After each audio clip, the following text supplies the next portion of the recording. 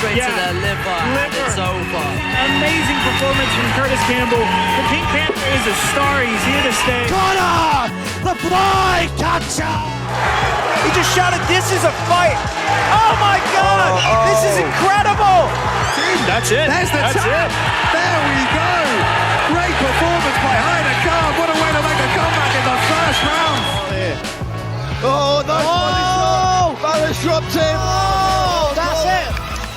Hello everybody, welcome back to another Full Contact Contender Breakdown. FCC 37 is just around the corner. It's going to be a fantastic show. We're going back to Liverpool, and myself, Alex Richings, and Mr. Jason Hartley, we're here to break it all down for you. Let's have a quick just run through so we know what we're dealing with here today. So kicking us off will be Izzy taking on Shamara Braga Cavalcante at featherweight. That'll be a good slugfest, hopefully getting us going there. Flyweight amateur champion Connor Walsh coming up for his pro debut, former flyweight champion at FCC, taking on Abderrahim Mazari. That's going to be a great fight there as well, 125. At 80 kg catchweight, we've got Malachi Edwards, massive prospect from Manchester top team. He's coming up against AC's Clementino. That'll be a great fight as well. Former amateur welterweight champion Jamie Davies, he's here for his second pro fight. Going to be fantastic as well. He's taking on Bradley Tedm. Emil Vukovic is back as well. I know he's a fan favourite for everybody. He's got another kickboxer across from him in Aldo Ocampos de Costa as well. That's going to be fantastic. We've also got an exciting debut in Sammy Joe Luxon, a hot prospect, former Muay Thai champion, now in MMA, making her FCC debut against Agata Drecoasa, coming over from Poland. That'll be fun as well. Hot prospect Tom Mullen is back as well. He's taking on Douglas Totty, one of the Brazilian strong team guys. Going to be a barn burner, guaranteed that one. Callum Connor, now 3-0, another top prospect from Manchester top team. He's got a great opponent in Walsh Lopez as well. Of course, the Pink Panther is back as well, now 3-0 as a pro, former champion in FCC, looking to get more wins on his pro record. He's got a really good UK opponent this time in Fletcher. Going to be a fantastic fight. We've also got Heiner Khan coming back as well. Been at FCC for a long time, looking to make a statement. Was supposed to fight for the title last time out. Didn't get the chance, but he has Robbie Kennedy here tonight. TNT, that is going to be a fantastic matchup. And of course, the main event is going to be an interim lightweight title fight between Bobby Pallet, coming back to FCC after some time away, former welterweight champion, and he's taking on Tony Silva from Brazil. That's a fantastic main event to top off this card. All right, and with that all being said, thank you for that, Alex. Let's go ahead and jump right into the entire card here and break it down one by one. 145 pounds, Izzy Magahi versus Shamara Braga Cavalcante. Very interesting fight here going on. Izzy is a huge prospect. We're going to see a lot of people on this card from MTT, Manchester top team, that is. You know, Lerone Murphy, a lot of big stars that come out of there. What do you think about this fight? Well, I think it's a great one to get things started. Like you said, Izzy is really a girl that they've poured a lot of talent and resources into. We know that she's been competing at the IMAFs, where she got a silver medal. I know you're very impressed by that. It's one of the most impressive amateur things you can do. She's got a tough opponent in Shamara, who's got a lot more experience than her, and she's been fighting down in the Brazilian regional scene, which can get a bit wild at times, but you get to see opponents of all kinds of different levels. And when you come over to, you know, a bigger show like FCC, usually those Brazilian fighters do fairly well. I think MTT will be expecting Izzy to put on a great performance though, because she is incredibly well-rounded, and they've just trained her everywhere, and they've trained her so well. Yeah, I mean, absolutely. She's one of those people that'll go for all sorts of different techniques, combinations. She'll go for head kicks, you know, body kicks, leg kicks, anything under the sun. She is pretty much well-versed in, and she's also really great in the clinch. Putting that pressure on fighters and really trying to wear them down is one of her strengths. She's a really great athlete, and as you mentioned, the silver medalist, there's a reason. She's got a lot of ability and a lot of talent. So we're seeing 0-0 going into this fight, but that doesn't tell half the story because she has such a well-rounded amateur career. Yeah, definitely. It should be a good contest. Cavalcante's never been finished, so it's a great fight to get us started. Yeah, also fought on Shooto Brazil, so lots of experience there, and she likes to fight on the feet, so this could be a really fun one. I like it. After that, we have got the pro debut finally of Connor Walsh, a guy that has sort of become a bit of a superstar in FCC, amateur champion there at flyweight, same weight class he's fighting at now, has fought a bantamweight, but he's coming in tonight looking to make a statement in his pro debut. His teammate Curtis Campbell, who's fighting on this card as well, he did it last year, had a very successful transition. Connor's going to be looking to do the same. I mean, he's someone who's dedicated himself to this sport, someone who there are a lot of eyes on. He's incredibly well-rounded well-rounded, and he's got kind of a tough opponent in Abdelrahim here, Jason. Yeah, absolutely. And before I touch on him too much there, I mean, this is exactly the type of thing that FCC has become known for over the years, is developing stars and bringing them along. Of course, we've got the interim heavyweight UFC champion of the world, Tom Aspinall, started off in the UFC. I already mentioned Lerone Murphy, Paddy Pimblett started here. Connor Walsh is one of those people, along with this newer class. We've seen Jamie Davies recently debut as a pro after being a star in the amateur circuit here. And then we've got other guys like his partner, Curtis Campbell. We've got Emil Vukovic. We've got some really great stars. And Connor Walsh is that next big one. He's probably the most anticipated for me in a really long time that we've seen. And that's saying something because there's so many great stars that debut on these cards. And Connor Walsh is probably, for my money, the person to put on some of the best fights in the promotion, including the Joe Fields 125 amateur flyweight fight that they put on. And to go back to your question of what kind of matchup is this? Well, Connor is extraordinarily well-rounded. He's one of those guys who's really great on the ground. He can hurt people on the feet. Speaking of that Joe Fields fight, he was able to drop him at multiple times and also control him on the ground. Mazari, the thing that's really interesting about him, though, is the last time we've seen Connor Walsh lose a fight was at bantamweight. It was a bigger guy. Well, that's exactly what Mazari offers in this fight. He's a taller, lankier, rangy guy, likes to keep you at the end of his punches. He's chaotic. He likes to bring a fight. Just incredibly entertaining. He's not getting an easy start to his pro career by any means. No, definitely not. Yeah, Mazari is kind of tall for this weight class, and he's a dangerous guy, and we've definitely seen him go in there and brawl with people, swing for the fences, which we have seen Walsh get involved in a little bit at points as well. But it's a great matchup, should be great for the pro debut of Connor, and also to bring Mazari over to the FCC fans as well. All right, after that we have a 80 kg matchup with Malachi Edwards, another guy from Manchester top team, 2-0 right now, and also went undefeated as an amateur. He's got a great opponent as well in Assis Clementino as well, another guy coming over from the Strong Gym in Brazil, which we've talked about a lot. We like those guys. They fight with a lot of aggression. They fight at a very high pace, and this should be a really good matchup. Edwards, he had a great performance in his last fight at another promotion, but perhaps didn't put on the fight he wanted as well. Yeah, I think he's one of those guys that he does his best work, obviously, on the feet. If you've ever seen him, if you even saw his last fight, Lucas Shala, I believe was his name, just basically try to put pressure on the cage against him, make it a grapple-heavy affair, and that's a really tough thing to do to somebody like Malachi Edwards. People have a hard time getting on the inside of him because he is so long, rangy, and technical, and I think he passed that fight with flying colors, but didn't necessarily get that finish he wanted. But yeah, he's a really exciting fighter on the feet, and that's what I think makes this one a potential for fight of the night, because Assis, we've talked about Strong Gym. These guys like to come to fight and really put on entertaining. You never see a boring fight at a Strong Gym. Yeah, Malachi's very good at sort of inching towards his opponents. He's a long, framey guy, but he likes to stand, right in the front, right in the fire. And we've seen he's got great takedown defense. We'll see if Clementino's going to try and test that in this matchup as well. But Malachi's got a big following behind him already, and he's another guy who has yet to lose in any kind of MMA competition, so he's going to want to keep that going, I'm sure. This is a really fun fight. It's number one for me on and there's a lot you'll see as we go on. It's number one for me for fight of the night, so we'll see if these other ones outdo it as we go along. Maybe they'll here. all be fight of the nights. Speaking of top prospects, again, they don't come much bigger than the next fight after this one tonight, which will be Jamie Davies at 170 pounds. Of course, was the amateur champion, and now making his second pro fight, coming in at FCC 37. He's got a relatively unknown guy, let's say, in Bradley Tedm, but he's a guy who has been around for a long time, and also, there seems to be a bit of heat coming from this fight as well, Jason, between the two guys in the build-up. Yeah, absolutely. Shout out to Shanu, who does all the fighter interviews along with some of the rest of our team here, but he did an interview with Jamie Davies leading up to this fight about Bradley Tedm, and a bit of his record is kind of hard to find online. There are articles that have been written that his his father's done interviews talking about his amateur experience, and he was saying, I can't find any of his amateur fights. That's what Jamie Davies was saying. And what he feels like is he's going to expose this guy for coming in with a lack of experience. And then you're going to skip the amateurs and then come straight into the FCC. Like, he's going to have a fucking shock. He's going to have a big shock when I'm in his face, you know.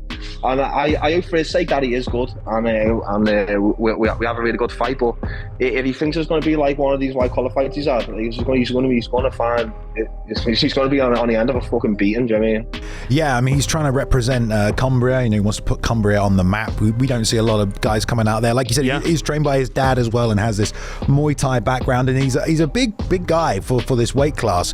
But Jamie is a guy who's sort of made this career on having an endless cardio, great boxing skills, but also really good grappling as well. And I think from Jamie, he's talked about recently, how much wrestling training he's been doing and how much he wants to get back to the striking. But I think that's probably the path to victory for Jamie in this one as well. If he can get top position, he can make some things difficult for Tedm. But Tedm's gonna definitely want to come in and represent, try and get a knockout, an upset victory. So it'll be an interesting fight. Yeah, it's absolutely true. And he's a lifelong martial artist. As we mentioned, his dad owns that gym, so I don't think he's coming in with any disrespectful tendencies. So I think that it shows that there's a lot of heat on this fight, a lot of intrigue on just who Tedm is. He gets this opportunity on a big stage to make that statement. So outstanding fight. Can't wait for this one. Yeah, and just to touch again on the quality of this card, Jamie's a guy we've seen headline FCC cards, and here he is, as a pro. We're not even near the top of this main card yet, so we got so many good fighters and quality opponents on here. So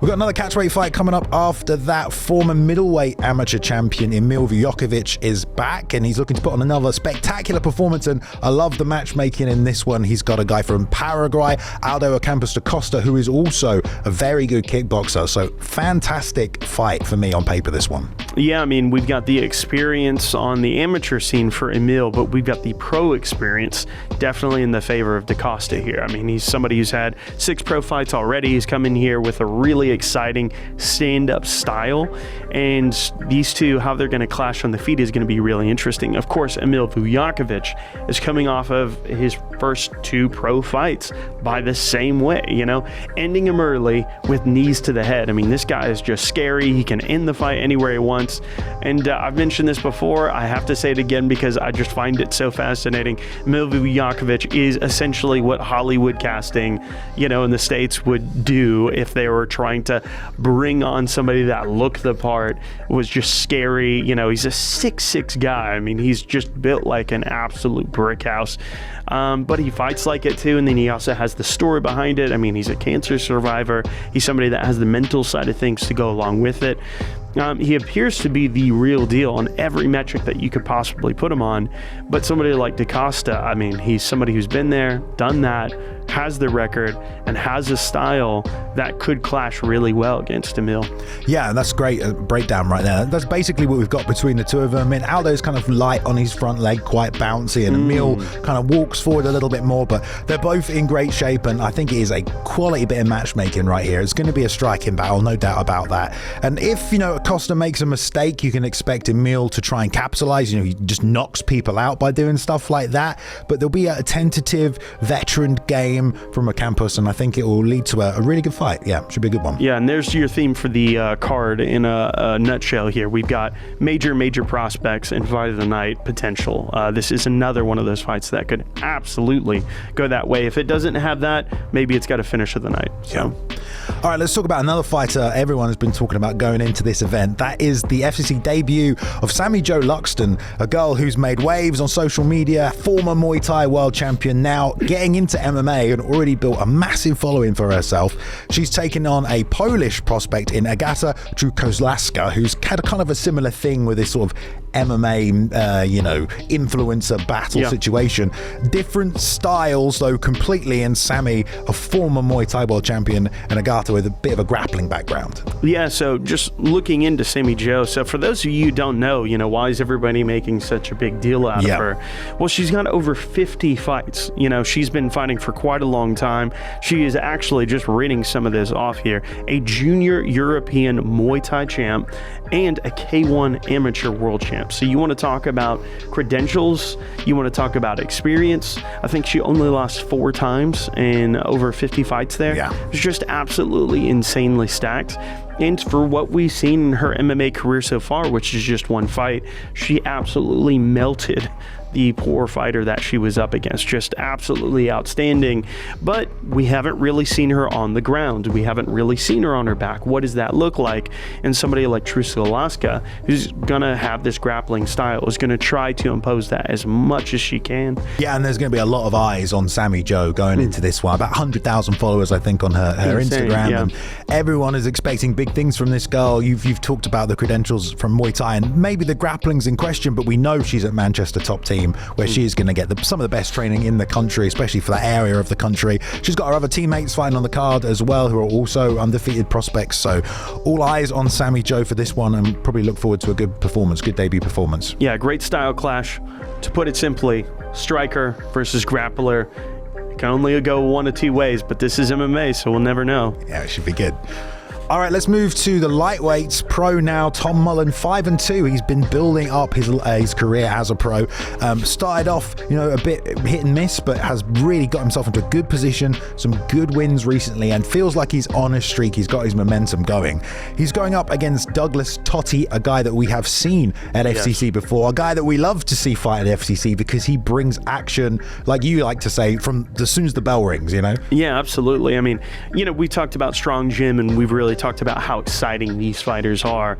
Well, Douglas Totty might be the most unpredictable chaotic one, and I mean that in the best way possible. In his fight with Danny Dixon, pretty much right off the bat. Underway, 3 5-minute rounds here at FCC 33. Whoa! Going for the flying sidekick off the bat. You could tell something was going to happen, Jason. I've seen him do that in other fights as well. He's just one of those guys who is coming to take your head off from the moment the bell rings. And Tom Mullen should be able to handle that. He's a really well experienced prospect. I think a lot of people feel he's up to that task, but it also is a baptism by fire. You have to see how you respond in these situations, and the only way you can see that is when somebody brings it, and we know Douglas Totty is going to bring it. Definitely, yeah. He's a guy who'll just let the hands go, Vitor Belfort style, just unload as many punches as possible. So really fun. Tom has to be aware of that, obviously, and he's been in some fights before where guys have tried to push a high pace, so we'll see if he can bring that in. But through and through, the guy, really, Tom, is a tactician. He's got all the skills, all the tools, and just picks the right one from the belt, depending on the job. Yeah. And with Douglas coming at him, you expect he's probably going to look to try and take it down, but it might stay on the feet either way. But it should be a really high-paced fight, and I know you're picking out Fight of the Nights. Is this one that potentially could be? Oh my God, yeah, absolutely. So there we go. And it could go so many different ways, because Tom can contend on the feet. He can do just fine there. He's got some Darce choke wins. I mean, guys got some great submissions on the ground, really well versed there. So I think Tom has a lot of options here. Douglas has some cases to be made on the ground. He could absolutely win it there too. But I think where we're really going to see the fireworks is definitely going to be on the feet. Absolutely. So keeping it a lightweight after that matchup, we have the return of Callum Connor here. And again, we're talking about prospects all the way through this. This is not a surprise. This is the theme of the card. But Callum Connor sitting at 3-0, again, from Manchester top team. So he has 3 teammates on the card tonight who are all virtually undefeated, all looking great. Callum is as good as any of these guys. And he has a really interesting opponent, another guy also from the strong gym in Brazil, in Walsh Lopez, but a very unique fighter in his own right as well. Yeah, absolutely. He's probably the of the strong gym guys, but he's got a few more wrinkles to his game. He's coming off of a submission win with the guillotine, for instance, and I think he's really, really interesting with his capoeira style for Walsh Lopez. Yeah. And it would be interesting to see how that translates to the cage, because you don't always see that in MMA. I mean, you certainly don't see those techniques, and to give him to his credit, he is very disciplined in his fight so far. Yeah, he definitely doesn't just try only and do capoeira. You know, we very rarely see it, but it becomes part of the way he moves around the cage, and it's really aided his move set in an interesting way. And the same thing with Callum Connick. He's also a very smooth moving guy. So both guys, I imagine, for the first 20 seconds, it's going to look really nice. But after that, we don't know what's going to happen, right? The chaos will probably ensue from the strong gym, even if Wallen Lopez is a bit more of a patient guy.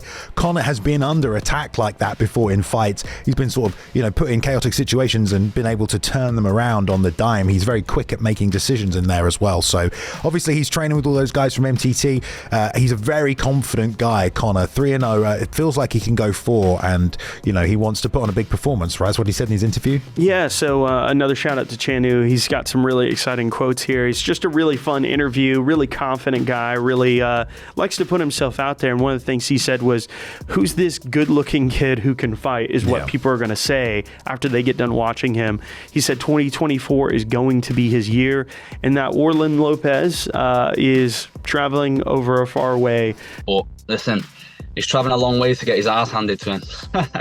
Which is really fun. I really enjoy that kind of bravado, that entertainment value, and I think we're going to get an outstanding fight out of it. Really great matchup. Another contender for fight of the night. All right, well, we've talked about a lot of prospects so far, but let's go down to featherweight, where Curtis Campbell is coming back 3-0 now as a pro. We remember when he was an amateur champion, remember when he was an amateur champion, remember when he went pro. He's now coming back for his 4th pro fight, and if this guy can go 4-0, I mean, we already know he is someone the UFC have been looking at. They've put him on their list of top prospects. Phenomenal competitor is Curtis Campbell, and he's going up against Carl Fletcher, who, you know, relatively isn't as well known, but had a very good amateur career, was an amateur champion, and thinks he's the guy to stop Campbell where everyone else has failed. Yeah, absolutely, and they call him Kill Shot. Not just for any reason. It's not just a moniker. When this guy smells any kind of blood, he really, really goes heavy. And it's almost like he's just hit the infinite cardio button or something like that, because you watch some of his finishes and it's like he just keeps going. He's that type of exciting fighter. He can land big shots on you as well. He doesn't have to do it with volume. Curtis is extraordinarily well-rounded. He's a massive, massive prospect for a huge amount of reasons. Yeah. But this is what Carl Fletcher's case is. Yeah, and you have to talk a little bit about what those reasons are. You know, Curtis has looked incredibly calculated on the feet, has been picking people apart with body shots and getting TKOs like that, as well as being able to throw head kicks, but then he has an amazing grappling game. I think he set a takedown record in his last FCC appearance against Sean Perro, who in himself was a crazy good prospect. Good prospect. So Curtis just looked levels above, and he took him down and down and down, and then he has a submission threat as well. So if you're wondering why everyone's really hyped about the Pink Panther, it's because he just looks phenomenal at every part of mixed martial arts. Curtis Campbell made him look... ran through him. I mean, he honestly made him look easy, which on paper, I don't think you would have said that. I think a lot of people on paper would have picked Sean Perro, that Curtis Campbell was going a little bit too high up the food chain, so to speak. And Curtis did an amazing job. If it wasn't for Sean Perro's excellent, submission defense and just kind of resilience with taking damage, Curtis could have easily finished it. That is the type of fighter that Curtis is. He goes for the finish every second of the fight. He's just an absolute hunter. Outstanding fight, and I think that this is one of the ones that people are really looking forward to on the card. Outstanding. Yeah, going to be a fantastic matchup. 2 good UK guys as well, so going to be a good one. Yeah, absolutely. All right, so we have the co-main event. We have the return of Haider Khan, a guy who was going to fight for the middleweight title. Yeah. And didn't get his opportunity to, unfortunately. He's back at this FCC, and instead of the title, he's got a very tough opponent in Robbie TNT Kennedy, who, for the first time ever, is a guy who can kind of match Haider physically. And that's going to be really interesting to see 2 giant men get in there for the co-main event. Yeah, so 90 kg, that's about 200 pounds. Haider Khan is 6'4". Well, Robbie Kennedy is 6'5". A mammoth fight here going on between these guys. Robbie Kennedy's is high as heavyweight. He's especially in his amateur career, and he's fought as high as 215 as a pro, but mainly a light heavyweight. So I think this is something for Hayter to say, all right, I'm not going to wait around for a middleweight title fight. The last one got canceled. I'm going to take the prospects into my own hands and get after it. And one of the things he's talked about is wanting to be a light heavyweight. So this is a nice stepping stone with a catchweight fight, working his way up there. And then he's still got that in his back pocket. Whenever the middleweight title is ready for him, he's ready to go for that as well. So I think this is an outstanding matchup. And really, it's a clash of styles. Yeah, I mean, it is, and Hayter has shown he's good on the feet. We've seen that part of his game, but the real reason he's managed to be 6-1 as a pro and is getting these big opportunities because his grappling is so good, and he's out there training with guys like Muhammad Makayev, and he has the same kind of relentless takedown approach where he's just going to keep trying to get top position over and over again, and will just scramble endlessly, can shoot takedowns from like outside or in the clinch, wherever he is, and he's very, very good on top of the submission game. But he is good on the feet. We do see him strike, and we wonder how much of that we're going to see against Robbie Kennedy, a guy who's fought in BKFC. He's been in there, he's doing bare knuckle, and he's also a great kickboxer, and he's got some crazy knockouts, like spinning back fist. It's a front kick knockout, right? Front kick to the face, yeah. Crazy the way he threw that up there. I think he's capable on the ground.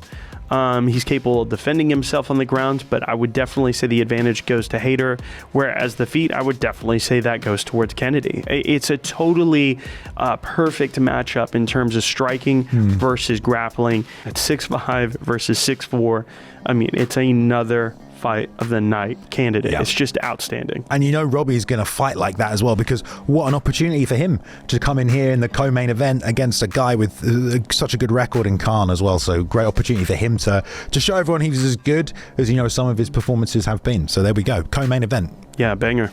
All right, of course, and the main event of Full Contact Contender 37, we have the return of Bobby Pallet, a guy who was here as an undefeated champion, 5-0, the welterweight champion at pro as well, looking phenomenal. Pandemic happens, he goes away, competes in some other organizations, but he's back and he's getting an interim title shot at lightweight now, so down the weight class, but still every bit of the hype prospect he was when he was first in FCC, and he's taking on Tony Silva, a guy who's coming over from Brazil, and Tony was supposed to have a really big high-profile matchup in the UK last year. His opponent, unfortunately, couldn't fight Liam McCracken. Tragic injury there.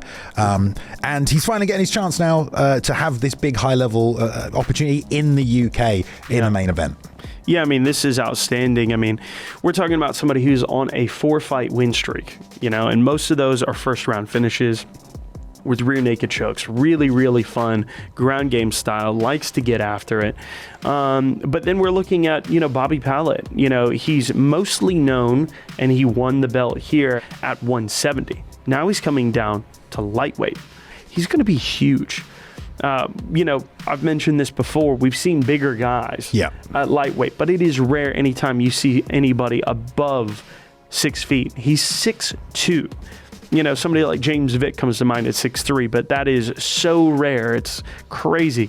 He's going to be massive going into this cage. And we've seen him. He has a swarming style, somebody that can finish you with head kicks, different techniques. Really, really fun fighter to watch. And now that he has this coming in here as the vastly bigger man, you would think it would favor him so long as that weight cut goes well, Yeah, I mean, Bobby, they call him the body snatcher as well. He's going to be the bigger guy, but his striking is always what set him apart, in my opinion. He's a southpaw. He kind of fights a bit like Luke Rockhold, just keeps throwing the left leg at you, to the body, to the head, wherever it can go.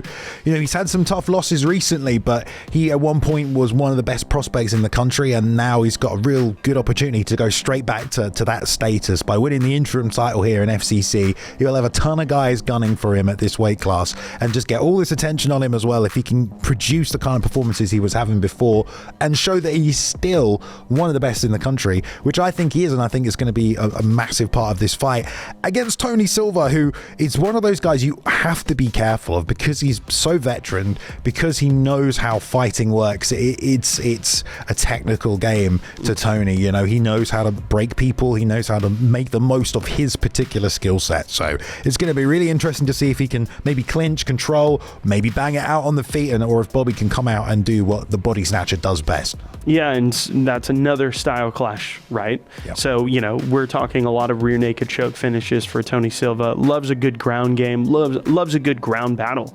So I think that's where his advantage is going to be, and we'll see how he looks on the feet. He might look great there too in this matchup. It really just depends. And Bobby Pallet obviously looks outstanding on the feet, and you would think that that's his advantage. So I think it's a really great style clash. Could be a very, very, very exciting night for either man. We'll just have to see. It's a really fun matchup. Would you say another main event fight of the night? We'll have to see. This one feels like such a big wild card. It could go in so many different ways. I think it's going to be a tactician's battle. I think it's going to be really fun. Okay, perfect. Right, well, that is Full Contact Contender 37. Honestly, probably one of the most stacked cards we've had recently, and it's the one that's kicking off 2024. So I could not be more excited to go in there and watch so many of these fights, so many top prospects, so many good guys coming over internationally as well, Jason. But it all goes down on Saturday. FCC 37 weigh-ins coming up shortly. So from myself, Jason, thank you very much for joining us, and we will see you at the fights.